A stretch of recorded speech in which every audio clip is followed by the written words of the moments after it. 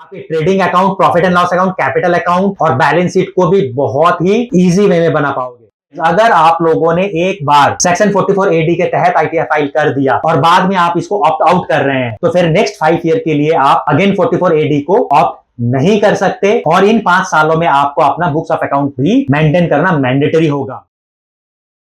First of all thank you very much आप सबका जो रेस्पॉन्स आप लोगों ने आईटीआर फाइलिंग सीरीज की पहली video master guide for ITR 1 and 2 पे जो दिखाया, और उसमें मैंने आपसे वादा किया था कि मैं आपके लिए आईटीआर 3 एंड आईटीआर 4 पे भी मास्टर गाइड लेके आऊंगा, और अपने वादे के मुताबिक आज हम आईटीआर फाइलिंग सीरीज के 5th वीडियो में इसे डिस्कस कर रहे हैं। और आज इसमें हम ये सारे टॉपिक डिस्कस करने वाले हैं। Who should file ITR 3 and 4, presumptive versus non presumptive income, speculative and non-speculative income heads allowed in ITR 3 and ITR 4, books of account and audit requirement, tax audit and books of account requirement, maintenance of financial statement, schedule of depreciation, details of income, capital gain reporting in ITR 3, income from other sources, partner in firm, directorship disclosure, trading account and profit and loss reporting, balance sheet disclosure, presumptive income schedule, reporting FNO, intraday and crypto, set off and carry forward losses, advance tax and interest, filing due dates and consequences of delay, FAQ and common filing error, checklist before filing ITR return। तो ये सारे topic आज हम लोग discuss करने वाले हैं और मैं आपसे रिक्वेस्ट करूंगा कि वीडियो को आप लास्ट तक जरूर देखें, तो ही आप इन्हें अच्छे से समझ पाएंगे। तो चलिए वीडियो को शुरू करते हैं। हेलो फ्रेंड्स, मैं हूं देवेंद्र।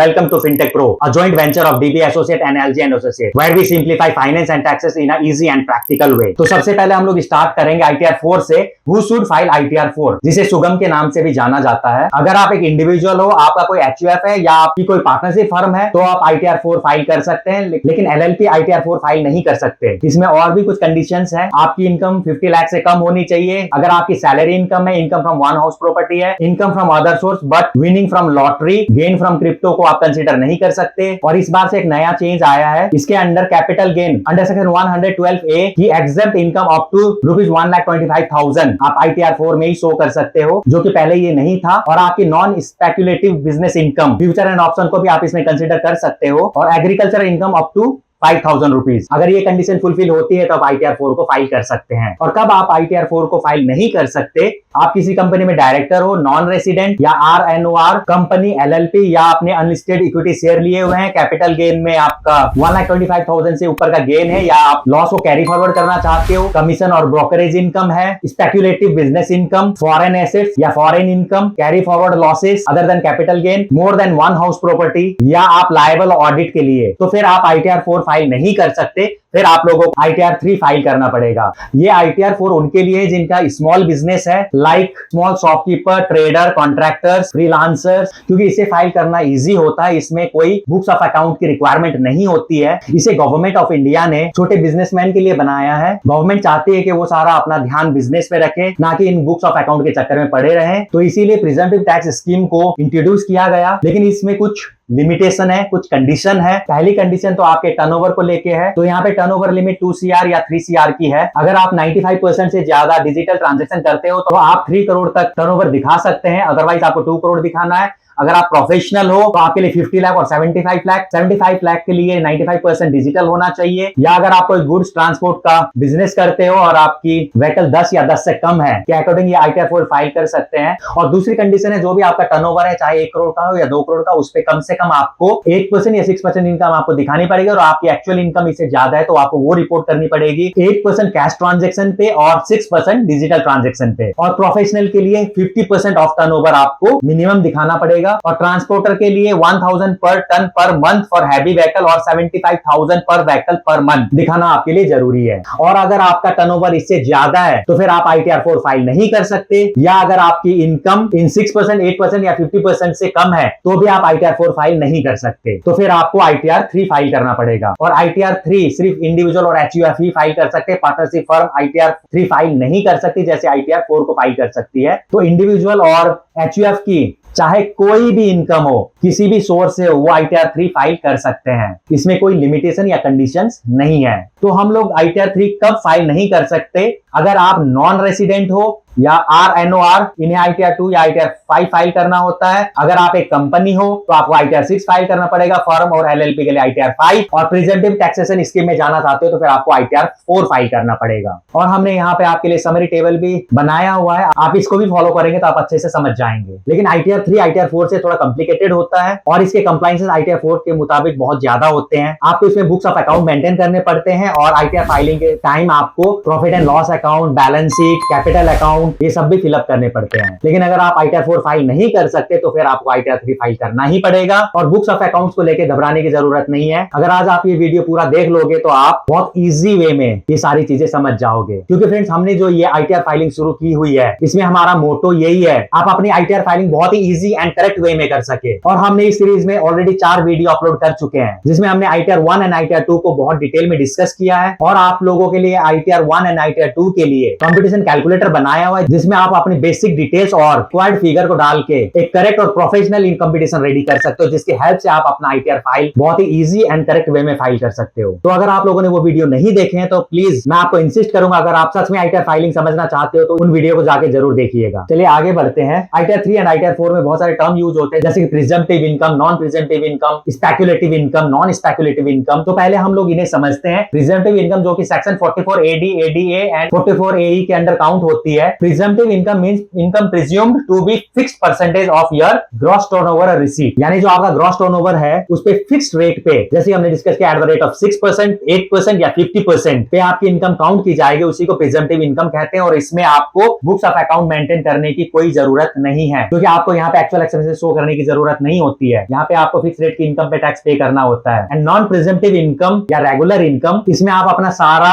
खर्चा एक्सपेंसेस को शो कर सकते हो, तो इसीलिए इसमें आपको बुक्स ऑफ अकाउंट मेंटेन करना जरूरी होता है और आप अपने एक्चुअल इनकम पे टैक्स फाइल करते हो और टैक्स पे करते हो। यहाँ पे सब कुछ डिटेल में दिया हुआ, आप इस गाइड को डाउनलोड करके पढ़ सकते हैं। और यहाँ पे आप लोगों के लिए टेबल्स भी बनाए गए हैं जो कि आप लोगों को समझना बहुत आसान होगा, तो आप इसको डाउनलोड करके देख लीजिएगा। अब आते हैं speculative and non speculative business income. Speculative business income जिसे इनकम टैक्स एक्ट का सेक्शन 43(5) ने डिफाइन किया है, और transaction where a contract for purchase और सेल ऑफ कमोडिटी और stock is settled otherwise than by actual delivery, यानी जहां पे एक्चुअल डिलीवरी ऑफ गुड्स नहीं होता। इसका सबसे बड़ा एग्जांपल है इंट्राडे ट्रेडिंग। इसमें आप जो भी स्टॉक खरीदते हो उसे आप सेम डे में सेल कर देते हो, तो आपको कोई भी डिलीवरी नहीं मिलती। तो ये एक सबसे बड़ा उदाहरण है स्पेकुलेटिव इनकम का। नॉन स्पेकुलेटिव बिजनेस इनकम एक नॉर्मल कोर्स की बिजनेस इनकम है, जिसे सेक्शन 43 सब सेक्शन 5 ने डिफाइन किया है। Business income where transaction involve actual delivery और फिजिकल सेटलमेंट और are conduct on regulated exchange, यानी इसमें आपका एक्चुअल डिलीवरी होती है। जो भी आपके नॉर्मल बिजनेस ट्रांजैक्शन होते हैं वो सारे नॉन स्पेकुलेटिव बिजनेस इनकम के अंडर आते हैं। यहाँ पे कॉमन एग्जांपल दिए हुए हैं, delivery basis trading, freelancing, consulting और नॉर्मल बिजनेस, ये सारे नॉन स्पेकुलेटिव बिजनेस के अंडर आते हैं। और यहाँ पे ये टेबल भी दिया हुआ, आप इसको रेफर कर लीजिएगा। और आगे बढ़ते हैं और हम लोग देखते हैं कि कौन कौन से इनकम हेड है जो ITR 3 एंड ITR 4 में कवर्ड होते हैं। तो ITR 4 में income from salary and pension, income from one house property, income from other source excluding lottery, horses, race etcetera. और इसमें हमें प्रिजम्पटिव बिजनेस या professional income under section 44 AD, ADA and AE में show करनी पड़ती है। और अब देखते हैं ITR 3 में कौन कौन सी इनकम हेड कवर होती है। तो income from salary, pension income, income from more than one house property, profit and gain of business और प्रोफेशन यानी PGBP, speculative, non speculative, FNO, intraday, regular, ये सबको ITR 3 में ले सकते हैं। Capital gain, short term, long term, without any limitation, income from other sources like interest, dividend, family pension etcetera. Income from other source, इसमें आप flat rate या taxable rate की सारी टैक्सेबल इनकम को कंसीडर कर सकते हैं। Foreign income and foreign assets, carry forward and set of losses, चाहे किसी भी हेड में हो, इसके लिए आपको ITR 3 कंसीडर करना होता है। अब आगे बढ़ते हैं और books of account and audit requirement को समझते हैं। इनकम टैक्स एक्ट का सेक्शन 44AA डिफाइन करता है बुक्स ऑफ अकाउंट, किसे मेंटेन करनी है और किसे मेंटेन करने की जरूरत नहीं है। तो जो भी प्रोफेशनल्स होते हैं like doctor, accountant, technical consultant, interior decorator, architect, film artist like actor and director, इन सब की अगर ग्रॉस रिसीट 1,50,000 से ज्यादा है तो फिर इनके लिए बुक्स ऑफ अकाउंट मेंटेन करना मैंडेटरी होता है। इन्हें क्या क्या बुक्स मेंटेन करनी पड़ेगी? कैश बुक, जर्नल, लेजर, उसके साथ कॉपीज ऑफ बिल इशूड करने पड़ेंगे अगर 25 रुपए से ज्यादा की ट्रांजेक्शन होगी तो, और इनके पास में ओरिजिनल बिल रिसीट होने चाहिए जब ये 50 रुपीज से ज्यादा का एक्सपेंसेस करेंगे तो। और अगर कोई मेडिकल प्रोफेशन है जैसे कि डॉक्टर, तो इन्हें अपने डेली कैश रजिस्टर और मेडिसिन इन्वेंट्री भी रखनी होती है। डेली कैश रजिस्टर वो होता है जब आप लोग किसी डॉक्टर को क्लिनिक को विजिट करते हो तो वहां पे आपका नाम, आपकी एज, आपका एड्रेस लिखा जाता है और आप जो फीस पे करते हैं वो लिखी जाती है, तो वही डेली कैश रजिस्टर होता है, तो उसे उन्हें मेंटेन करना होता है। यहाँ पे एक एग्जांपल दिया हुआ है, अगर आप एक डॉक्टर हो और आपकी ग्रॉस रिसीव फाइनेंशियल ईयर 2024-25 में 2 लाख है तो बुक्स ऑफ अकाउंट मेंटेन करना होगा, क्योंकि ये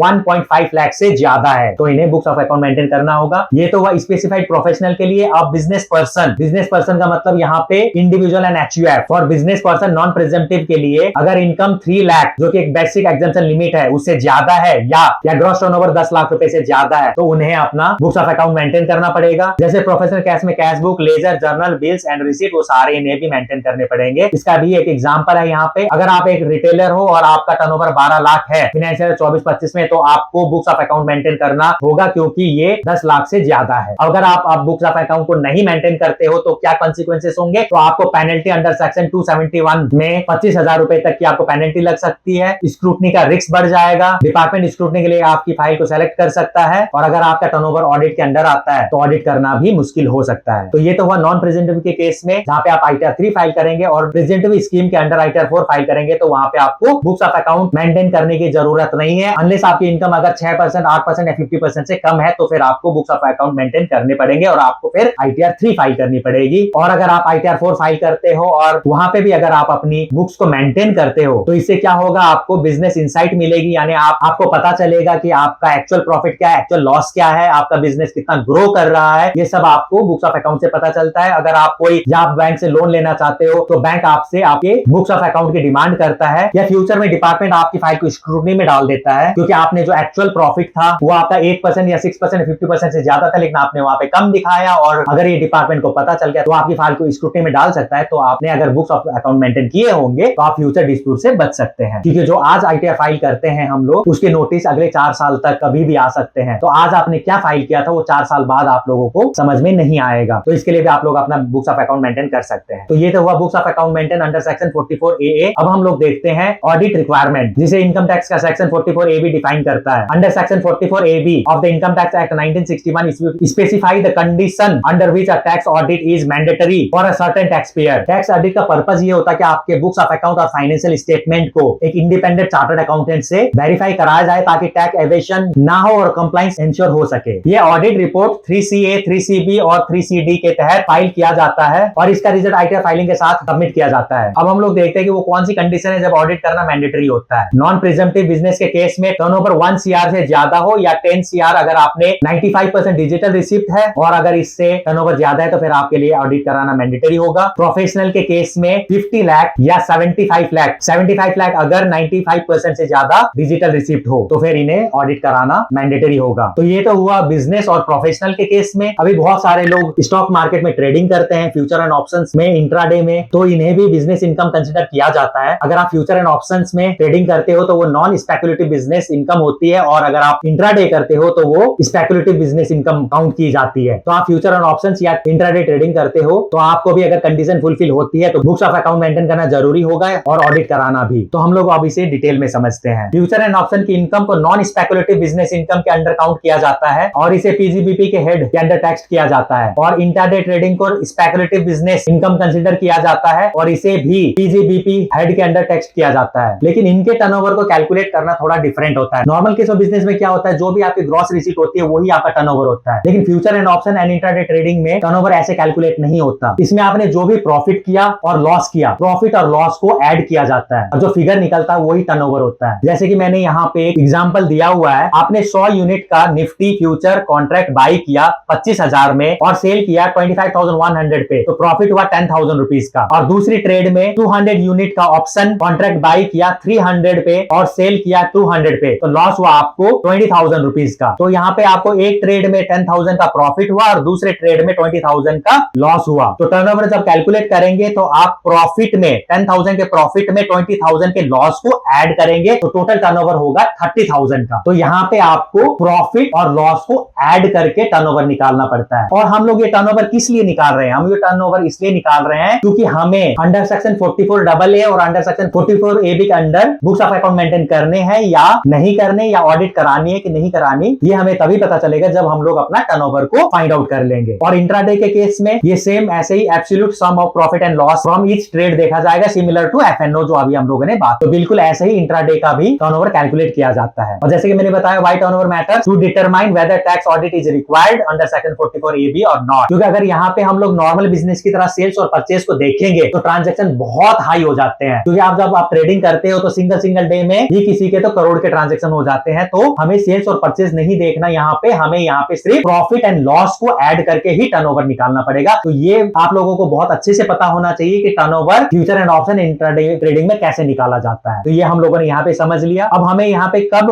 ऑडिट करानी जरूरी होती है, उसके लिए जो अभी हम लोगों ने नॉर्मल कोर्स ऑफ बिजनेस को समझा था, जहां पे 1 करोड़ एंड 10 करोड़ टर्नओवर की लिमिट थी, तो same future and option intraday में भी वो सेम है। तो अगर वो आपका टर्नओवर अगर 1 CR या 10 CR से ऊपर होता है तो ही आपको ऑडिट करानी पड़ेगी। ये थ्रेशोल्ड लिमिट है। यहाँ पे एग्जांपल दिया हुआ है, आपका future and option turnover 12 crore है और 98% ट्रांजैक्शन डिजिटल है। टैक्स ऑडिट मैंडेटरी है क्योंकि ये टर्नओवर 10 करोड़ से ज्यादा है। लेकिन अगर टर्नओवर 8 करोड़ होता तो ऑडिट जरूरी नहीं होता, अगर आपके 95% से ज्यादा ट्रांजैक्शन डिजिटल, और ट्रेडिंग के केस में तो 95% से ज्यादा डिजिटल होंगे ही, बिकॉज हम लोग बैंक के थ्रू, यूपीआई के थ्रू या डीमैट अकाउंट के थ्रू ही ज्यादातर स्टॉक मार्केट में ट्रेडिंग करते हैं। और अगर आपने सिर्फ फ्यूचर एंड ऑप्शन में ही ट्रेड किया है, तो अगर आप चाहो तो 44AD के अंडर भी, अंडर प्रिजम्पटिव टैक्सेशन स्कीम के तहत आप अपना ITR 4 फाइल कर सकते हो। कंडीशंस हम लोगों ने पहले समझ ही ली है, वो सेम कंडीशन यहाँ पे रहेगी, क्योंकि फ्यूचर एंड ऑप्शंस को एक नॉर्मल बिजनेस ट्रांजेक्शन माना जाता है। लेकिन यहाँ पे आपको 6% या 8% प्रॉफिट दिखाना ही होगा। अगर आपका प्रॉफिट इतना नहीं है तो फिर आपको ITR 3 ही फाइल करनी होगी। लेकिन जैसे कि हम लोगों ने देखा कि अगर आप ITR 4 फाइल करते हो तो आपको बुक्स ऑफ अकाउंट वगैरह मेंटेन करने की जरूरत नहीं होगी। और हाँ फ्रेंड्स, अगर आप लोगों ने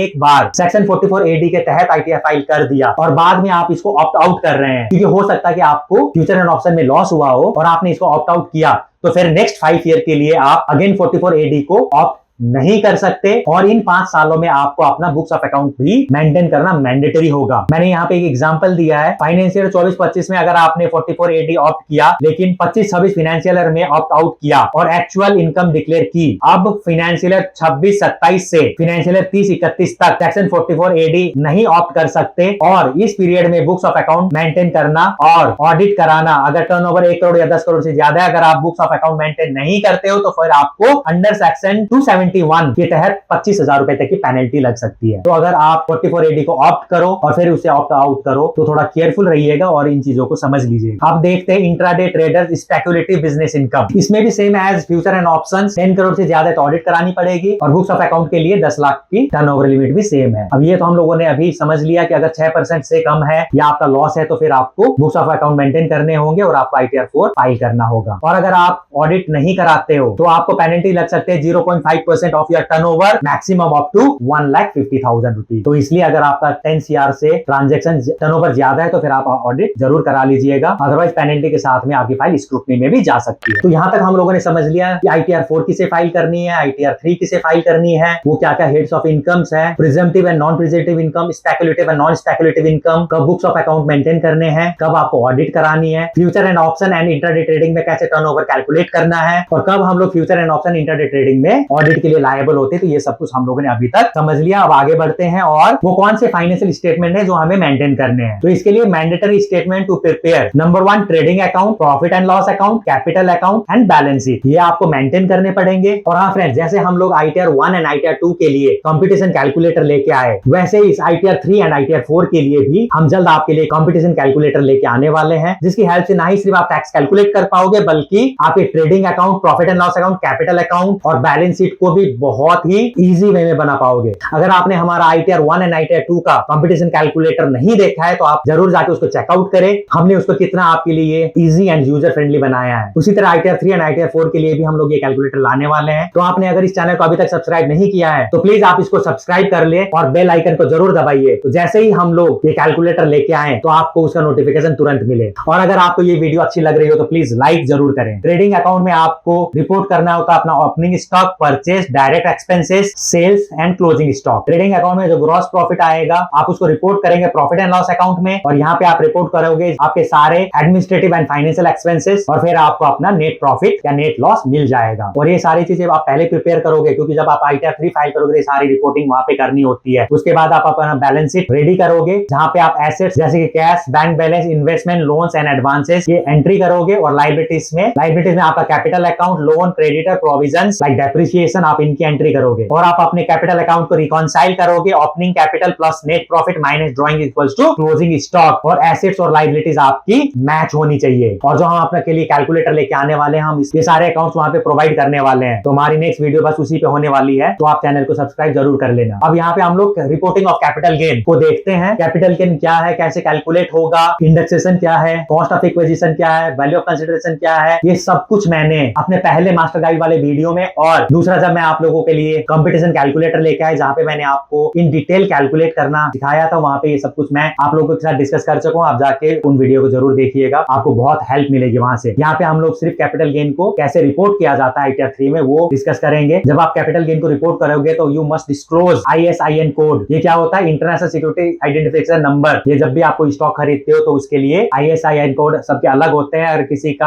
आपको नहीं मिले तो आप स्क्रिप्ट का नाम भी डाल सकते हो। कैपिटल गेन में आपको रिपोर्ट करना होता है परचेज एंड सेल डेट। इससे पता चलता है कि आपका शॉर्ट टर्म कैपिटल गेन है या लॉन्ग टर्म कैपिटल गेन है। और अगर आपने 31 जन 2018 से पहले कोई म्यूचुअल फंड या स्टॉक लिए हुए हैं तो आपको 31 जन 2018 का फेयर मार्केट वैल्यू कंसीडर करना होगा, अगर आपने उसे इस पर्टिकुलर फाइनेंशियल ईयर में सेल किया है तो। इसके लिए ग्रैंड फादरिंग कंसेप्ट काम करता है, बिकॉज 2018 में कैपिटल गेन को रीइंट्रोड्यूस किया गया था, तो इसीलिए ये फेयर मार्केट वैल्यू ऑफ 31 जन 2018 को कंसीडर किया जाता है अगर उससे पहले कि आपने कोई स्टॉक लिया हुआ। अब ये फेयर मार्केट वैल्यू कैसे आप कैलकुलेट करोगे विद एग्जांपल मैंने यहाँ पे मेंशन किया हुआ है, अभी थोड़ी देर में हम लोग उसको भी देखेंगे। और ये सारी चीजें डिस्क्लोज करना मैंडेटरी होता है for share trading, mutual fund and property sale के केस में। Failure to provide this details can lead penalties and disallowance of exemption. अगर आपने कोई एग्जम्पशन लिया हो लाइक सेक्शन 54 में, इसे भी हम लोगों ने लास्ट वीडियो में डिस्कस किया हुआ है, तो ये एग्जम्पशन अंडर सेक्शन 54 डिसअलाउंस हो सकता है। और इस कैपिटल गेन को ITR 3 के किस शेड्यूल में हम लोग रिपोर्ट करते हैं? Schedule such as A1 A2 for short term capital gain on shares and mutual fund, B1 B2 for long term on shares mutual fund including fair market value for grandfathering, B4 B5 for property और other asset with index cost. और मैंने last video में आप property पे कैसे with index और without index capital gain calculate करोगे with the help of CII, और वहां पे आप सिर्फ sales figure, purchase figure, sale date, purchase date, in 4 figure को डाल के with index and without index capital gain बहुत इजी वे में कैलकुलेट कर सकते हो। मैंने यहाँ पे fair market value for grandfathering के लिए आपको एक एग्जांपल से समझाने की कोशिश की है। You bought 100 equity shares of XYZ limited on 1 January 2017 for 50 rupees. 2017 में 50 रुपए के हिसाब से आपने खरीदा, total value 5000 rupees. You sold them on 1 April 2024 for 200 rupees for 200 पर शेयर, यानी 20,000 में। 5,000 में खरीदा था कब? 2017 में। और 2024 में 1 अप्रैल को आपने 20,000 में इसको बेच दिया। और 31 जनवरी 2018 में इसका हाईएस्ट प्राइस था 120 रुपीज पर शेयर। ये हाईएस्ट प्राइस क्या? जब भी शेयर मार्केट खुलता है और बंद होता है वहां तक जो प्राइस है शेयर का वो फ्लक्चुएट करता है। तो 1 जनवरी 2018 में जब वो आपका शेयर फ्लक्चुएट किया होगा और वो किसी मोमेंट पे उस दिन हाईएस्ट प्राइस पे पहुंचा होगा तो वो प्राइस आपको यहाँ पे लेना होगा। तो इस केस में वो है 120 रुपीज। तो अब हम यहाँ पे कैसे कैलकुलेट करेंगे? तो इसके लिए स्टेप बाय स्टेप मैंने यहाँ पे दिया हुआ है। फर्स्ट स्टेप में एक्चुअल प्राइस जो कि 50 रुपीज था, फेयर मार्केट वैल्यू अब FMB ऑन 31 जन क्या आया? 120 रुपीज, सेल प्राइस 200 रुपीज। तो जब भी हम लोग कैपिटल गेन निकालते हैं तो वहां पे सेल प्राइस से कॉस्ट ऑफ एक्विजिशन को माइनस किया जाता है। तो यहाँ पे कॉस्ट ऑफ एक्विजिशन क्या होगा? यहाँ पे कॉस्ट ऑफ एक्विजिशन 5000 रुपीज नहीं होगा, यहाँ पे कॉस्ट ऑफ एक्विजिशन जो होगा वो FMB ऑन 31 जन 2018 का 12,000 रुपीज होगा। और हमने सेल कितने में किया? 20,000, यानी 20,000 माइनस 12,000 इक्वल्स टू 8,000 रुपीज। तो ये आपका लॉन्ग टर्म कैपिटल गेन हुआ। तो ऐसे आपको long term capital gain calculate करना होगा अगर आपने स्टॉक परचेज किया है 1 जनवरी 2018 से पहले, और अगर उसके बाद किया है तो वो नॉर्मल आप कॉस्ट ऑफ एक्विजिशन जिस डेट पे आपने परचेज किया था वही काउंट किया जाएगा। तो आप वैसे कैलकुलेट कर सकते हैं। अब यहाँ पे है शेड्यूल ऑफ डेप्रिसिएशन। जो भी आपकी एसेट्स है like building, furniture, plant and machinery, computer, vehicle etcetera, अगर ये आपके बिजनेस में यूज होती है तो इस पे आपको डेप्रिसिएशन का बेनिफिट मिलेगा, जिसे हम हमारे कैलकुलेटर में भी आपको देंगे। और ऐसे reporting of future and option intraday crypto को हम लोग कैसे ITR में रिपोर्ट करेंगे। और आपके जो भी लॉसेस होते हैं डिफरेंट इनकम हेड के, उन्हें सब आप कैरी फॉरवर्ड कर सकते हो। लाइक हाउस प्रॉपर्टी लॉसेस, इन्हें आप 8 इयर्स के लिए कैरी फॉरवर्ड कर सकते हो, और ये इनकम फ्रॉम एनी हेड के साथ में अप टू ₹2 लाख तक एडजस्ट हो जाएंगे। हाउस प्रॉपर्टी लॉस को आप 8 इयर्स के लिए कैरी फॉरवर्ड कर सकते हो। बिजनेस लॉस को आप 8 इयर्स के लिए कैरी फॉरवर्ड कर सकते हो। स्पेकुलेटिव बिजनेस लॉस को लेकिन आप सिर्फ 4 इयर्स के लिए ही कैरी फॉरवर्ड कर सकते हो। शॉर्ट टर्म कैपिटल लॉस को 8 इयर्स के लिए, लॉन्ग टर्म कैपिटल लॉस को 8 इयर्स के लिए, और डेप्रिसिएशन का जो लॉस होता होता है वो अनलिमिटेड टाइम के लिए कैरी फॉरवर्ड किया जा सकता है जब तक कि वो पूरा एडजस्ट ना हो जाए। और आगे देखते हैं advances taxes and interest under section 234 and 234C। यानी अगर आप एडवांस टैक्स पे के लिए लायबल हो तो फिर आपको फर्स्ट क्वार्टर का 15 जून में 15% ऑफ एस्टिमेटेड टैक्स पे करना होगा एज एडवांस टैक्स, टिल 15 सितंबर 45%, टिल 15 दिसंबर 75% एंड टिल 15 मार्च 100% आपको अपना एडवांस टैक्स पे करना होगा। अगर आप ये नहीं करते हो तो आपको under section 234B at the rate of 1% per month on unpaid amount from April till assessment आपको पे करना होगा। और ऐसे ही सेक्शन 234C का भी interest at the rate of 1% for 3 months for shortfall in each instalment. ये आप अच्छे से पढ़ लीजिएगा, आपको समझ में आ जाएगा। और अगर आप ITR 4 फाइल करते हो तो आपको एंटायर एडवांस टैक्स आपका 15 मार्च से पहले आपको पे करना होगा, अदरवाइज आपको सेक्शन 234C की तहत आपको इंटरेस्ट पे करना पड़ेगा। अब यहाँ पे हम लोग देखते हैं फाइलिंग ड्यू डेट, जो कि इंडिविजुअल एनएचयूएफ जो ऑडिट नहीं कराते उसके लिए 31 जुलाई 2025 है। और आज डेट हो गई है और अभी तक ITR ई फाइलिंग पोर्टल पर फॉर्म्स अवेलेबल नहीं हुए हैं, तो हम लोग कैसे ITR फाइल करें। तो फ्रेंड्स मुझे लगता है जो ये 31 जुलाई 2025 जो डेट है, ये मुझे लगता है कि हो सकता है कि गवर्नमेंट इसको एक्सटेंड करे, बिकॉज वो ऑलरेडी फॉर्म को अपलोड करने में डिले कर रहे हैं, तो उन्हें इस ड्यू डेट को भी एक्सटेंड करना चाहिए और मोस्ट प्रोबेबली वो करेंगे भी। और जो टैक्स पेयर जो ऑडिट कराते हैं उनके लिए 31 अक्टूबर 2025 और taxpayer required to file transfer pricing report उनके लिए 30 नवंबर 2025। तो ये हो गया अपने ड्यू डेट्स। अगर आप ड्यू डेट के अंदर फाइल नहीं करते हो तो बहुत सारे लेट फीस अट्रैक्ट होती है, जैसे कि अगर आपकी इनकम 5 लाख से ज्यादा है और आप ड्यू डेट के बाद फाइल करते हो तो 5000 की लेट फी लगेगी, और 5 लाख से कम है तो 1000 की लेट फी लगेगी। तो आप ये सारा यहाँ पे देख लीजिएगा। यहाँ पे ये FAQs दिए हुए हैं, आप इनको पढ़ लीजिएगा। जैसे कि मैं पहला आपको बताते हैं, what if I file ITR 4 but actually have capital gain और डायरेक्टरशिप। तो इसका आंसर है, you are not eligible to file ITR 4, you must file ITR 3 if you have capital gain, income from unlisted shares, directorship in any company more than one house property। तो फिर आपको ITR 3 file करना था, ITR 4 file नहीं था। ऐसे ही यहाँ से बहुत सारे क्वेश्चंस दिए हुए हैं, तो आप इनको गो थ्रू कर लीजिएगा। और यहाँ पे हमने आपके लिए चेकलिस्ट भी बना दी है, आप इसको जरूर ITR फाइल से पहले चेक कर लीजिएगा। जैसे कि आपका pan and Aadhaar card linked है या नहीं है, mobile number and email address verified है या नहीं है, आपने करेक्ट ITR फाइल चूज किया या नहीं किया, आपके बैंक अकाउंट प्री वैलिडेटेड है या नहीं है, ये सब आप चेक कर लीजिएगा। ये सारे चेकलिस्ट है, आप इसको